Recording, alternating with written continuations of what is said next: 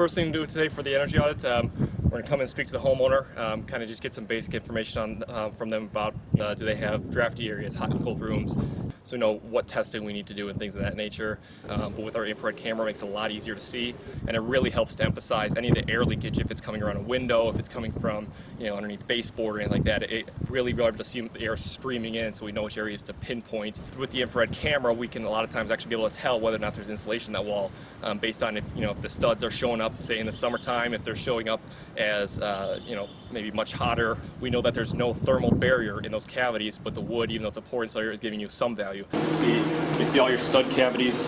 So everywhere you're seeing a blue line, that's where a stud is, because wood is, again, is a poor insulator. So that's a way that I can usually tell if people don't have any insulation in their walls.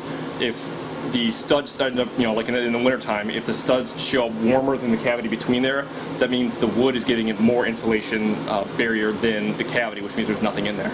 So a lot of times what I've seen is, people might have pieces of casing around the window or something, and the air leakage tends to be coming from around the casing, and even just simply making sure all your trim is caulked or to the drywall or in your window pockets, that a lot of times can actually help a lot. See the air streaming up.